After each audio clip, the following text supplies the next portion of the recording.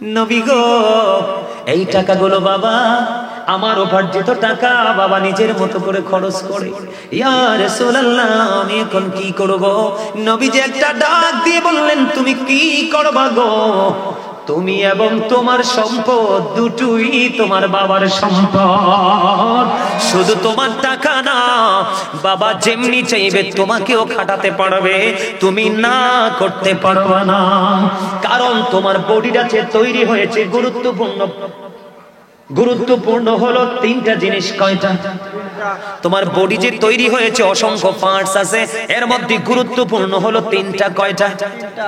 একটা হলো বন্ধু তোমার বডির হাড়, হাড়ের সাথে যুক্ত করা হয়েছে গোশত, হাড় এবং গোশতের মাঝে রগের মধ্যে ব্লাড কানেকশন।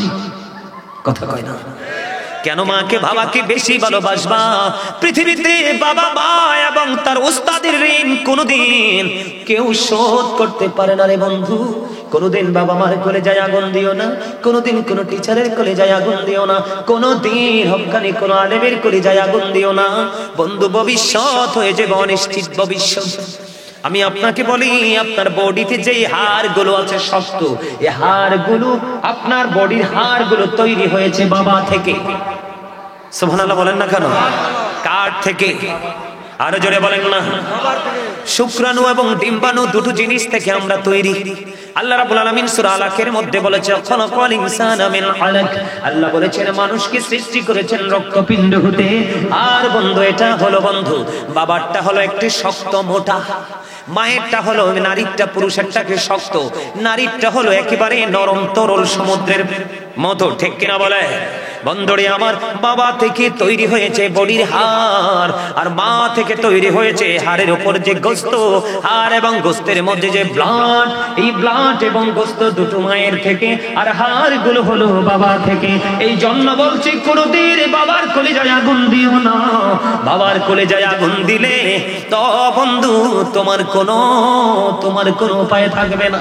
আমার দিকে তাকান বন্ধু, মা বা মায়ের ঋণ, মা কত বড় পাওয়ারফুল জিনিস। মায়ের এক পাগল সন্তান 7 বছর কাঁধে করে মাকে খানায় কাবা বন্ধ তওয়াফ করালেন। কয় বছর? কারণ মা হাঁটতে পারে না। মায়ের সব, বাবা গো খানায় কাবা আমি তাওয়াফ করব। 7 বছর খানায় কাবা তাওয়াফ করার পরে এবারে বন্ধু প্রশ্ন করা হলো, সাদিকুত তাইয়ার নামক এক আবেদকে তিনি প্রশ্ন করলেন, আমি আমার মাকে 7 বছর খানায় কাবা তাওয়াফ করিয়েছি, আমার মায়ের দুধের ঋণ শোধ হয়েছে কিনা? এবার ওই সাদিকুত তাইয়ার নামক আবেদ একটা ডাক দিয়ে বলল, গো ওই 7 বছর কেন? তুমি যদি 50,000 বছর যদি মাকে কাঁধে করে খানায় কাবা যদি তাওয়াফ করো গো, তাহলে একটা নিঝুম রাত্রিতে মায়ের যে স্তন চেপে ধরে তুমি দুধ পান করেছিলে, একটা রাতের দুধ পানের ঋণ তুমি শোধ করতে পারবা না। আওয়াজ তুলে তুলে বলেন না সুবহানাল্লাহ। আরে চুরি সম্মানিত উপস্থিতি, একদিন আপনি আমি ছিলাম না, আপনি বুড়ো হয়েছেন, আপনিও কিন্তু বাবা মার মাধ্যমেই পৃথিবীতে এসেছেন, তাই না? আপনার আমার বডিটা কোথায়? বাবা এবং মায়ের মাঝে। কোথায়? বাবা এবং মায়ের মাঝে। এটা, এই যে মাথা থেকে পা পর্যন্ত এই গঠন প্রণালী, এটা বাবা এবং মায়ের মাঝে। তখন কিন্তু আসল মানুষটা আলমে আরোহ, রূহের জগতে। তার মানে তখন আপনি আমি পরিপূর্ণ মানুষ ছিলাম। দেহ এবং আত্মা মিলে মানুষ হয়, তাই না? তো দেহটা বাবা মায়ের মাঝে, রূহটা কোথায়? রূহের জগতে। তাহলে দুটো দুই জায়গায় না? এখনো আপনি আমি মানুষ হতে পারি নি। যখনই রূহের জগৎ থেকে মায়ের ওদরে বডি তৈরি হলো, ওখান থেকে ট্রান্সফার করে রূহটা যখন ঢুকিয়ে দেওয়া হলো, তখনই আপনি আমি মানুষ হয়ে পৃথিবীতে আসলাম। তখন 7 দিনে মাথায় মা বাবা নাম রেখেছে, আত্মীয় স্বজনকে ইনভাইট করেছে, মাথার চুল ফেলেছে, ছেলের জন্য 2টো ছাগল দিয়ে আকিকা দিয়েছে। কে পেরেছে কে না পেরেছে সেটা তাদের ব্যাপার, কিন্তু শরীয়তের যে সীমারেখা, শরীয়তের যে কন্ডিশন, সেই দৃষ্টিভঙ্গি থেকে বলছি। তো ছেলের জন্য 2টো ছাগল 1 বছরে, আর মেয়ের জন্য 1টি ছাগল তো দিয়ে আকিকা দিয়েছে। আপনার নাম রেখেছে, ধরুন এক্সাম্পল, সাপোজ একটা কথা আপনার নাম রেখে দিল কি আব্দুর রহিম অথবা আব্দুল জলিল, আব্দুল সাত্তার, এরকম। তো নাম রাখলো, আপনি বাবা মা লালন পালন করতে করতে করতে করতে আপনি আমি আজকে এত বড় হয়েছি, তাই না? কথা বুঝবেন, কিন্তু আমি কিন্তু আপনাদেরকে বুঝাচ্ছি জীবিত এবং মৃত মানুষের মধ্যে যে ডিসটেন্স, যে পার্থক্য রয়েছে সেটা বোঝানোর জন্য আপনাদেরকে। আল্লাহ রাসূল কয় 7 দিন পরে মাথা কামাই ফেলো, নাম রাখো, আকিকা দাও। অনে হ্যাঁ কয় আমার ডাক্তারে কইছে 3 মাস। তো এটা মানুষ হইব কেমনে? ডিস্টার্ব না? আরো জোরে যেটা বলতে চেয়েছিলাম। তো এই যে আমরা মরে গেলাম, দেহ আর আত্মা আলাদা হয়ে গেল, তাহলে মরণ মানে কি? দেহ থেকে আত্মাটা আলাদা হয়ে যাওয়া। আর মৃত্যুর পরে যাব কোথায়? বন্ধুরে আমার, মৃত্যুর উপরে চলে যাব কবরে। আমার আল্লাহ বলে দিয়েছেন, আমার আল্লাহ জানিয়ে দিয়েছেন, ওয়া ইদাল কুবুর বুসিরাত আলিমাত নাফসুম মা কদ্দামাত ওয়া আখরাত। ও শীতলাই গ্রামের আমার ভাই, আমার বাবারা, কেন ধমক দিয়েছি? কারণ কোরআন হাদিস এই চোখে দেখে দেখে বন্ধ পড়েছি। যদিও মুসলমান পথভ্রষ্ট হয়ে গেছো, দেখতে পাই প্রত্যেকটা মুসলমানের চারপাশে জাহান্নামের আগুন দাউ দাউ করে জ্বলছে, কিন্তু তুমি এতটাই হতভাগা, তুমি বুঝতে পারো না। ও বন্ধু, রাসূল জানিয়ে, আল্লাহ জানিয়ে দিয়েছেন, কবরটা যখন ওপেন হয়ে যাবে, আপনি আমি আমরা প্রত্যেকেই জানতে পারবো কে কি করেছি আর কি করিনি। তার মানে আপনার জীবনের সকল কর্মগুলো আপনার আমার সামনে ওপেন করা হবে। এই দিক দিয়ে আল্লাহ রাসূল বলেছেন, আল কবরু রাওজাতুম মির রিয়াদিল জান্নাতি আও হুফরাতুম মিন হুফারিন নার। আমার নবীজি জানিয়ে দিয়েছেন, কবরটা জান্নাতের একটা বাগান হবে, জাহান্নামের একটা গর্ত হবে। বন্ধু, এখনকার মানুষ জিকির করে না, আল্লাহ রাসূলের প্রেম, আল্লাহ রাসূলের সাথে প্রেমের ডোরি লাগায় না, যত বেশি পারে আমল থেকে মানুষকে দূরে রাখার চেষ্টা করে, কিন্তু মানুষ জানে না আল্লাহ রাব্বুল আলামিন বলে দিয়েছে, উম্মত বান্দাগুলোকে আল্লাহ রাসূলের উম্মতগুলোকে, আল্লাহর বান্দাগুলোকে আল্লাহ জানিয়ে দিয়েছেন, আল্লাহ রাব্বুল আলামিন বলে দিয়েছেন, ইন্না বাতশা রাব্বিকা লাশাদীদ। আল্লাহ বলেছেন, the seizing of Allah is difficult. আল্লাহর ধরে আল্লাহর পাকড়াও বড় শক্ত, বড় কঠিন। রে শীতলাই গ্রামের মানুষ, কি করবা গো? আল্লাহ রাব্বুল আলামিন বান্দাকে, তোমাদেরকে শক্ত করে ধরবে বলেছেন। আল্লাহ বলেছেন, ধরার পরে কি করবেন? আল্লাহ বলেছেন, আল্লাহ বলেছেন, Allah is quick to take account. আল্লাহ হিসাব গ্রহণে অত্যন্ত তৎপর। বান্দাকে ধরবে খুব শক্তভাবে, হিসাব নেবে খুব তৎপরতার সাথে। বন্ধু, কিন্তু দুঃখজনক হলেও সত্য, আজকে নিজে অহংকার করছো, অনেক ধরনের গেটআপ দেখাচ্ছ, কাউকে তুমি কোনো পরোয়া করছো না। আল্লাহ রাব্বুল আলামিন বলে দিয়েছেন, মনে রাখবা, লা ইয়ামুত, ওখানে আর তোমার মরার সুযোগ নাই, ফিহা ওয়ালা ইয়াহইয়ার, কোনো বাঁচার সুযোগ নাই। আল্লাহ বলেছেন, ওমা মান হামিয়া গায়বি, ওখান থেকে পালিয়ে যাওয়ার কোনো সুযোগ নাই। কি নাই? People will not die that day. People will not be able to live that day. People will not be able to escape that day. সেদিন মানুষ মরতেও পারবে না, বাঁচতেও পারবে না, পালাতেও পারবে না। আমার দিকে তাকান, বাঁচার সুযোগ নাই, মরার সুযোগ নাই, পালাবার সুযোগ নাই। পাপী মানুষগুলোর জন্য খাবার বরাদ্দ। কোরআনে এসেছে, বন্ধু, খাবারের নাম হলো বন্ধু জাক্কুম। এটা এতটাই বিষাক্ত। এই মুহূর্তে যদি বন্ধু শীতলাই গ্রামে, ও বন্ধু, শীতলাই গ্রামে যদি বর্তমানে মাটি যদি একটা ফোঁটা জাক্কুম পড়ে, গোটা পৃথিবীর মাটি বিষাক্ত হয়ে যাবে। কিয়ামত পর্যন্ত কোনো শস্য জন্ম হবে না। তুমি, তোমার জন্য কবরটা জাহান্নাম হয়ে গেল। তুমি যখন কবরে যাবা, কবর থেকে তোমার পুরো জীবনটা কষ্টের মধ্যে, আযাবের মধ্য দিয়ে যাবে। বন্ধুরে আমার, ওই পাপী লোকগুলোর জন্য খাবার বরাদ্দ করা আছে। আল্লাহ রাসূল বলেছেন, খাবারের নাম হলো তিনাতুল খাবাল। ইয়া রাসূলুল্লাহ, ইয়া হাবিবাল্লাহ, নবী গো, ও প্রাণের নবীজি, ওই তিনাতুল খাবালটা কি গো নবী? আমার নবী বলেছে, এই তিনাতুল খাবালটা হলো আরেকটা জাহান্নামীর নিংড়ানো রক্তপুঞ্জ। একটা জাহান্নামীর আযাবের কোনো শেষ নাই। খাবার দেওয়া হবে জাক্কুম, খাবার দেওয়া হবে তিনাতুল খাবাল, যেটা আরেকটা জাহান্নামীর রক্ত অথবা পুঞ্জ। খাইতে পারবো নি মানুষ? না করতে পারবেন নি? কথা বলেন না কেন? বেঁচে যেতে পারবেন, মরে যেতে পারবে, পালাতে পারবে। তাহলে কিসের অহংকার, কিসের আত্মগণিমা? এত সুন্দর জান্নাতের বাগান, যদিও মাহফিলটা দেখতে ছোট, কিন্তু পরিবেশ অত্যন্ত সুন্দর গোছানো। ঠিক কিনা বলেন? অত্যন্ত চমৎকার বন্ধু পরিবেশ। তোমরা শীতলাই গ্রামের মানুষ, কত পাথরের মতো হৃদয়, এখনো পর্যন্ত তুমি আসতে পারলা না। কবরে যাইবা, যদি তুমি ইমানদার হয়ে কবরে যাও, তাহলে তোমার কবর দৈর্ঘ্য এবং প্রস্থে 70 গুণ চওড়া হয়ে যাবে। আলোয় আলোয় ভরে দেওয়া হবে। আল্লাহ রাব্বুল আলামিন জানিয়ে দিয়েছেন, ইনদা রাব্বিহিম ইউরযাকুন, কবরবাসী যারা জান্নাতি হবে, আল্লাহ তাদের জন্য জান্নাতি খাবার বরাদ্দ করে রেখেছে। বন্ধু যদি হও মুনাফিক, যদি হও বন্ধু পাপী, তোমার কবরে যাইতে দেরি, তুমি কিন্তু উত্তরগুলো সঠিক দিতে পারবে না। তখন আল্লাহ রাব্বুল আলামিন গায়েব থেকে আওয়াজ আসবে, মাটিকে বলবে, তুমি কবর মাটি, তুমি এমন ভাবে তাকে চাপা দাও, চাপা দিতে দেরি রে। হাদিস শরীফের মধ্যে এসেছে, একটা হাড়ের মধ্যে আরেকটা হাড় ঢুকে যাবে, চিৎকার কান্না হাহাকার, কেউ শুনবে না। বন্ধু সেই চিৎকার সেদিন তুমি মরার পরে বোঝা মনে করে তোমাকে আগে মাটির নিচে ঢোকাবে। অনেক পরিবার আছে সম্পদ নেই, কোবাকুবি। বর্তমানে আমরা অনেকেই দেখতে পাই ভাই বোনের সম্পত্তি ভাগাভাগি নিয়ে বাবার লাশ পর্যন্ত মাটি দিতে দেয় না, আছে না নাই? এই জন্য বলছি বন্ধু, আপনাদেরকে ওপারে যাওয়ার আগে বাজার করতে হবে। ওই বাজার হলো বন্ধু মাওলার জিকির। বলে হুজুর জিকির বলতে আপনি কি বোঝান? সুবহানাল্লাহ বল আল্লাহর জিকির, আলহামদুলিল্লাহ বল আল্লাহর জিকির, লা ইলাহা ইল্লাল্লাহ বল আল্লাহর জিকির।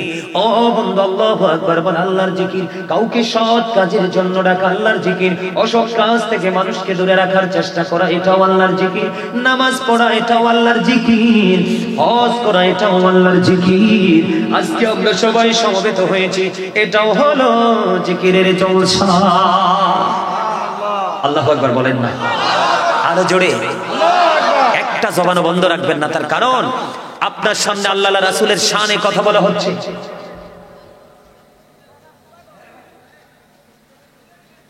কি কয়?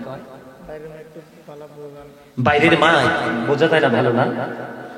তাহলে দূর থেকে বলি, আপনি যান আবার চেক করতে যান। আমি দূর থেকে বলি, দেখেন বাহিরের মাইকে ভালো বোঝা যায় কিনা। তাহলে আজকে আমি আপনাদেরকে সৎ কাজের জন্য ডাকবো, তাই না? আপনারা সৎ যেই নির্দেশনাগুলো, এগুলো ব্রেইনে শুধু ঢুকাবেন। আপনি আমি আমরা সবাই তো হয়ে যাব ধন্য, ঠিক কিনা বন্ধুরে আমার? আমি আমার আলোচনা আরেকটু পড়ে যাই, তার আগে আপনাদেরকে আরেকটু আলোচনা শোনাই। আমি যে দরুদ পড়েছি, আপনারা কিন্তু দরুদটা পড়েননি, পড়ছেন অনেকেই পড়েননি, মুখে তালা দিয়ে দিয়েছেন। আপনি হয় কৃপণ, অন্যথায় আপনি অহংকারী। আল্লাহ কৃপণ এবং অহংকারী একটাকেও পছন্দ করে না।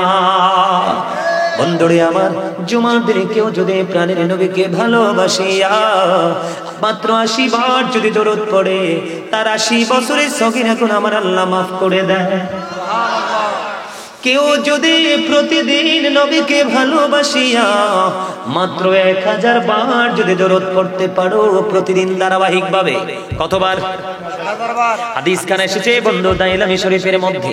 হাদিসের রাবি হলেন হযরতে আনাস রাদিয়াল্লাহু তাআলা আনহু। তিনি জানিয়ে দিয়েছেন, আমার নবী বলেছেন, কোন উম্মত বান্দা বা বান্দি, বৃদ্ধ বা বৃদ্ধা, যুবক যুবতী যেই হোক না কেন, প্রতিদিন যদি প্রাণের নবীকে ভালোবাসিয়া প্রতিদিন কেউ যদি নবীকে মহব্বত করে 1000 বার যদি দরুদ পড়তে পারো, তাহলে জান্নাত না দেখা পর্যন্ত তোমার মরণ হবে না। তাহলে দরুদ না পড়ে লস হইছে না লাভ হইছে? এবার আসে বন্ধু জিকির। আল্লাহ বলেছেন, অবিজ্ঞানিক যারা, সায়েন্টিফিক যারা, তারা বলেছেন জিকির ইজ দা হার্ট মেডিসিন, জিকির হলো হার্টের ঔষধ। কি? আর হাদিস শরীফের মধ্যে এসেছে, আল্লাহর হাবিব সরকারি মদিনা তিনি বলেছেন, প্রত্যেকটা মেশিনকে ক্লিয়ার করার একটা যন্ত্র আছে, আর মানুষের মনের ঘরের ময়লা দূর করার যন্ত্র হলো জিকির। নবীজি বলেছেন, তোমরা যখন জিকির করবে এমন ভাবে জিকির করো মানুষ দেখলেই যেন তোমাদেরকে পাগল বলে। নবীজি বলেছেন, ওই যে বলেছিলাম দুইটা মানুষ, কয়টা? একটা হলো দেহ, আরেকটা হলো আত্মা। দেহের আওয়াজ আসবে জবান দিয়ে রে, আর আত্মার আওয়াজ আসবে আত্মার জবান দিয়ে। কথা কন না কেন? ভিতরেরটা ভিতরে, বাইরেরটা বাইরে। আল্লাহর হাবিব বলেছেন জিকির দুই ভাবে করা যায়, জবান দিয়ে করা যায়, অন্তর দিয়েও করা যায়। তবে জবান এবং অন্তর দুটো মিলে যে জিকির করা হয়, ওই জিকির হলো সবচেয়ে উত্তম জিকির। সুবহানাল্লাহ বলেন না? ও বন্ধু, আমি যে বারবার বলছি জিকির করেন, এই জন্য বলছি জিকির করেন। এটা কিন্তু জান্নাতের বাগান। আল্লাহর হাবিব বলেছেন তোমরা যখন জান্নাতের বাগানে যাও, তখন তোমরা জান্নাতের বাগান থেকে ফল খেয়ে নিও। আম বাগানে গেলে কি পাওয়া যায়? জাম বাগানে গেলে কি পাওয়া যায়? কাঁঠাল বাগানে গেলে কি পাওয়া যায়? পেয়ারা বাগানে গেলে কি পাওয়া যায়? আপেল বাগানে গেলে কি পাওয়া যায়? মালটা বাগানে গেলে কি পাওয়া যায়? লিচু বাগানে গেলে কি পাওয়া যায়? বন্ধু, প্রত্যেকটা ফলের বাগানে গেলে যেমনি প্রত্যেকটা ফল পাওয়া যায়, ঠিক জান্নাতের বাগানে আসলেও বন্ধু জান্নাতের ফল পাওয়া যায়। নবী গো, এই জান্নাতের ফলটা কি? আমার নবী জানিয়ে দিলেন, সুবহানাল্লাহ ওয়া আলহামদুলিল্লাহ লা ইলাহা ইল্লাল্লাহ, সুবহানাল্লাহ আলহামদুলিল্লাহ লা ইলাহা ইল্লাল্লাহ, লা ইলাহা ইল্লাল্লাহ, লা ইলাহা ইল্লাল্লাহ। নবী আমার নূরের ফতুল জগৎ করলেন অজালা, নবী আমার নূরের ফতুল জগৎ করলেন অজালা। রোজ হাসরে করবেন তিনি উম্মতের ফয়সালা, সুবহানাল্লাহ আলহামদুলিল্লাহ লা ইলাহা ইল্লাল্লাহ, সুবহানাল্লাহ আলহামদুলিল্লাহ লা ইলাহা ইল্লাল্লাহ, লা ইলাহা ইল্লাল্লাহ, আওয়াজ দিন ইল্লাল্লাহ। নামের সাথে নাম মিশাইয়া যারে আল্লাহ পাঠাইলা, নামের সাথে নাম মিশাইয়া যারে আল্লাহ পাঠাইলা, যে আল্লাহ দুস্ত বলে তাহার প্রেমে মজিলা, সুবহানাল্লাহ মহব্বতে লা ইলাহা ইল্লাল্লাহ, সুবহানাল্লাহ আলহামদুলিল্লাহ লা ইলাহা ইল্লাল্লাহ, লা ইলাহা ইল্লাল্লাহ, লা ইলাহা ইল্লাল্লাহ। শাহাদাতের বাণী ঠোঁটে আসিলেন কামলি ওয়ালা, শাহাদাতের বাণী ঠোঁটে আসিলেন কামলি ওয়ালা। মক্কাতে পতিল রবি নূরে মিন নূরে আলা, সুবহানাল্লাহ আলহামদুলিল্লাহ মহব্বতে সবাই ইল্লাল্লাহ, সুবহানাল্লাহ আলহামদুলিল্লাহ লা ইলাহা ইল্লাল্লাহ, লা ইলাহা ইল্লাল্লাহ, লা ইলাহা আরশ কুরসি লৌহ কলম সৃষ্টি জাহান ওসিলা, আরশ কুরসি লৌহ কলম সৃষ্টি জাহান ওসিলা। যে আল্লাহ খুশি হইয়া নাম রাখিলেন হাবিবুল্লাহ, সুবহানাল্লাহ আলহামদুলিল্লাহ লা ইলাহা ইল্লাল্লাহ, লা ইলাহা ইল্লাল্লাহ, লা ইলাহা ইল্লাল্লাহ, লা ইলাহা ইল্লাল্লাহ মুহাম্মাদুর রাসূলুল্লাহ সাল্লাল্লাহু আলাইহি ওয়াসাল্লাম। জোরে জোরে বলেন আলহামদুলিল্লাহ। কার কার মনের ঘরে শান্তি আসছে বলেন? দুই হাত তুলে দেখা। কার কার মনের ঘরে জিকির শুনে শান্তি এসেছে? সোজা করে দেয় তুই বন্ধু। এটাই হলো রুহের খাবার রে।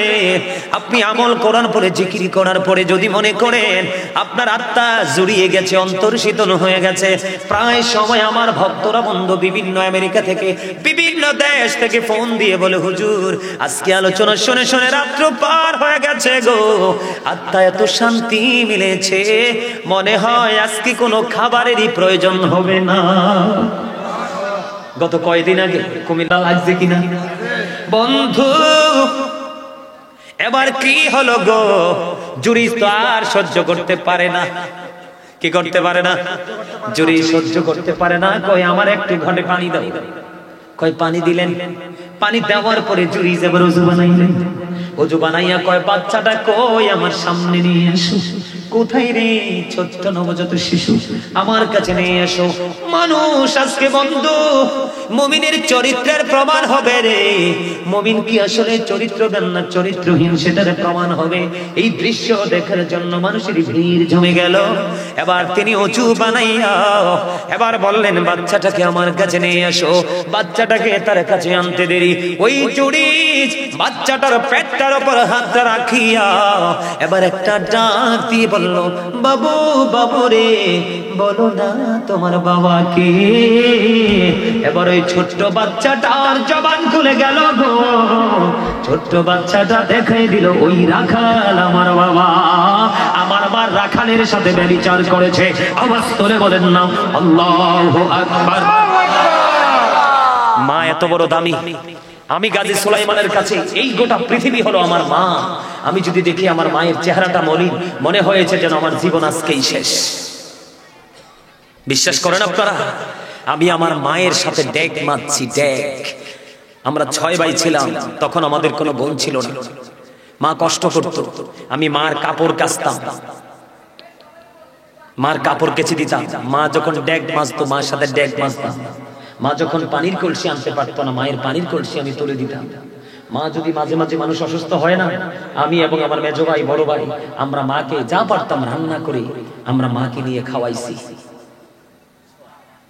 আজকে এই কারণে আমি ছোট্ট সুলাইমান থেকে বিশ্বনন্দিত গাজী সুলাইমান হিসাবে পরিচিতি লাভ করেছি শুধু মায়ের দোয়ায়। আপনি এসপি কে বলবেন, এসপি হচ্ছেন কেন, উনি প্রথমেই বলবেন মায়ের দোয়ায়, বাবার দোয়ায়। ডিসি কে বলবেন কেমন করে ডিসি হয়েছেন, বলবে বাবা মার দোয়ায়। কথা কি বুঝে আসছে? একজন প্রাইম মিনিস্টারকে জিজ্ঞেস করবেন আপনি এত বড় হলেন কিভাবে, বলবে বাবা মায়ের দোয়ায়। অন্ধকারাচ্ছন্ন পরিবেশ, কালো কুৎসিত বিশ্রী চেহারার একটা সন্তান সূর্যের চাইতে গ্লেজি হিসাবে আলো ছড়াতে পারে যদি তার পিতামাতা তার উপর সন্তুষ্ট থাকে। জানেন বাবা মার পাওয়ার কত? একদিন এক ব্যক্তি এসে প্রশ্ন করলো, ইয়া রাসূলুল্লাহ, আমার বাবা আমার উপার্জিত টাকাগুলো নিজের মতো করে খরচ করতে চায়। তার মানে অর্থটা উপার্জন করছি কে? আমি।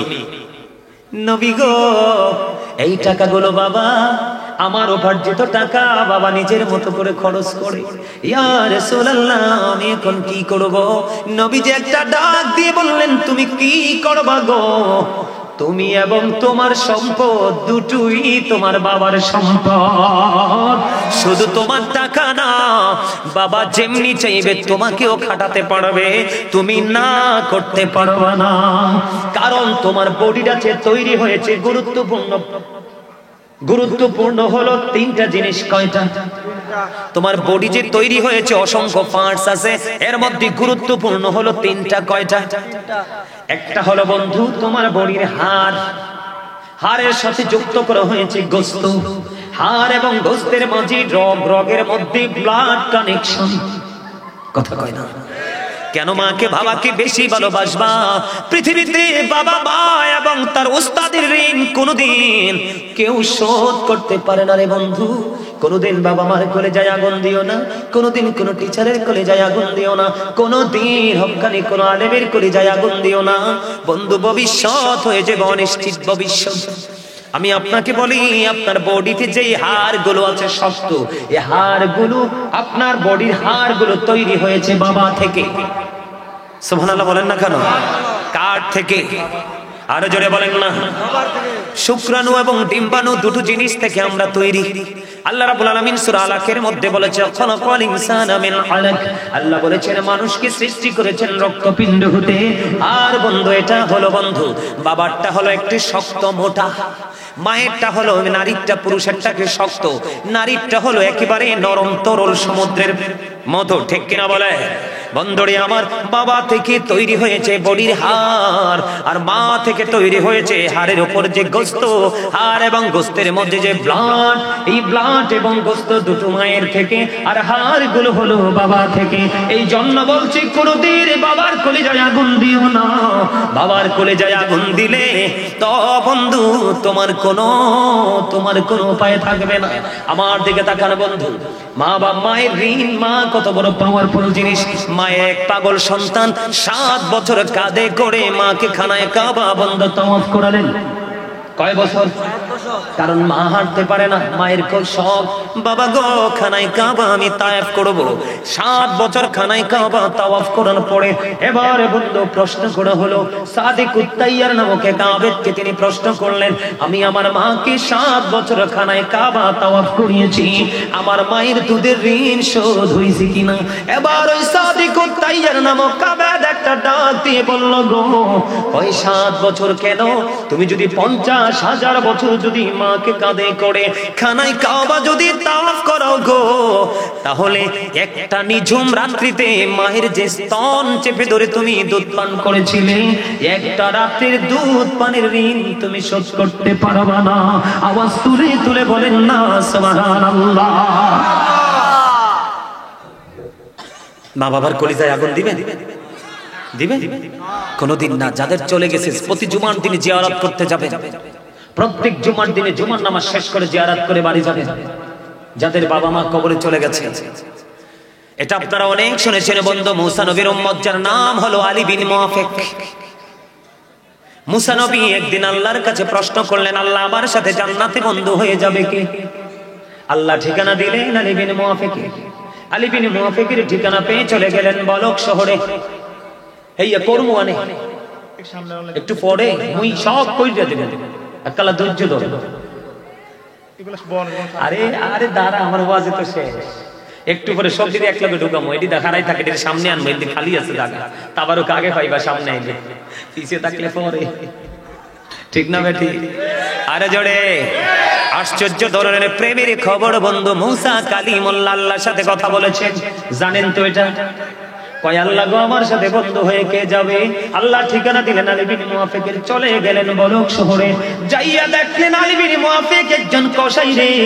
মুসা কালিমুল্লাহ তার চেহারা দেখে আশ্চর্য হয়ে গেল, এত বিশ্রী তার চেহারা। মুসা নবী চিন্তা করতেছেন কি এমন আমল করেছে এত কালো কুচ্ছিত বিশ্রী চেহারার মানুষটা আমি মুসার সাথে জান্নাতে বন্ধু হয়ে থাকবে। এবার কি করলেন মুসা নবী? কিন্তু বন্ধু সবকিছু তিনি কি করতেছেন, অবলোকন করতেছেন। করতে করতে করতে করতে কসাইয়ের কিন্তু গোস্ত বিক্রি শেষ হয়ে গেল। এই কসাই গোস্ত একটু গোস্ত প্যাকেট করে রাখলেন, চলে গেলেন। মুসা নবীও সঙ্গে সঙ্গে বাড়ি চলে গেল। যাওয়ার পরে দেখলেন মা দুঃখিনী, হাঁটতে চলতে পারে না, গায়ের মধ্যে পিপিলিকা বসলে ওটাকে তিনি তাড়াতে পারে না, এমন উইক তার মা গো। এবার কি করলেন? সন্তানটা সারাদিন গোস্ত বিক্রি করলেন, জীবন জীবিকা উপার্জন করলেন, নিজের কষ্টের কথা বলে গেলেন, বাড়ি চলে গেলেন। যাই আগে মায়ের জন্য গোস্ত রান্না করলেন, রুটি বানাইলেন, মাকে পরিষ্কার পরিচ্ছন্ন করে সুন্দর করে খাওয়াইলেন। সবকিছু কমপ্লিট করে মুসা কালিমুল্লাহ সবকিছু দেখতে পাইতেছেন। আলী বিন মুআফিক চলে গেলেন ফ্রেশ হওয়ার জন্য। এবার মুসা নবী চাইয়া দেখে রে ওই বুড়ি মা দুটো হাত ধরে আল্লাহকে ডেকে ডেকে বলে, আল্লাহ গো আমার এই সন্তানটাকে, আমি মাকে তো ভালোবাসি গো, আমার এই পাগল সন্তানটাকে আমার নবী মুসার বন্ধু বানাইয়া জান্নাতে দিও। জোরে জোরে কন্যা সুবহানাল্লাহ। এবার বন্ধু মুসা নবী এই দৃশ্য দেখলেন, যাওয়ার পরে ডাক দিলেন বুড়িমা, মা গো আপনি কি দোয়া করেছেন? বুড়িমা পাল্টা প্রশ্ন করল, আপনি কে গো? কই আমি হলাম আপনার নবী মুসা কালিমুল্লাহ। এবার ডাক দিয়ে বললেন, আমি আমার ছেলের জন্য প্রতিদিন দোয়া করি, আমার ছেলেটা আমাকে অনেক বেশি ভালোবাসে, আমি প্রতিদিন দোয়া করি, আল্লাহ আমার সন্তানটাকে মুসা নবীর বন্ধু না বানাইয়া জান্নাতে দিও না। এবার বুড়িমাকে মুসা কালিমুল্লাহ একটা ডাক দিয়ে বললেন, বুড়িমা আমি আল্লাহর কাছে দরখাস্ত করেছি, আল্লাহ রাব্বুল আলামিন কথা দিয়ে দিয়েছে, তোমার দোয়া আল্লাহ কবুল করেছে, তোমার সন্তানের বিন মাফিক আমি মুসার বন্ধু হয়ে জান্নাতে যাবে। Close your camera. আলহামদুলিল্লাহ বলে আরো জোরে, খবরটা মজার না? আরো জোরে। মা বাবার পাশাপাশি সুদ ছাড়তে হবে, ঘুষ ছাড়তে হবে, মিথ্যে কথা ছাড়তে হবে, পরনিন্দা ছাড়তে হবে, মানুষের হক নষ্ট করা হাত দিয়ে, চোখের ইশারায়, ডাইরেক্টলি ইনডাইরেক্টলি, এগুলো সব নষ্ট কাজ।